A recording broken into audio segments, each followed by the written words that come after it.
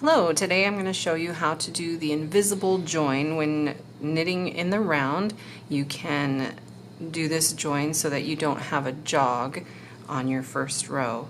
And you do this by casting on one extra stitch than the pattern calls for. And then with the needle in your right hand that has the working yarn and the other needle in your left, make sure that the stitches on your needles are not twisted. And then you will pick up one stitch from the left hand needle, just inserting it purlwise, and transfer it to the right side. Okay, and then using your left needle, you'll pick up not the first stitch but the next stitch where the working yarn is. You'll pick it up and lift it off the end of the needle, and then you just tighten the threads, and you've joined into a circle.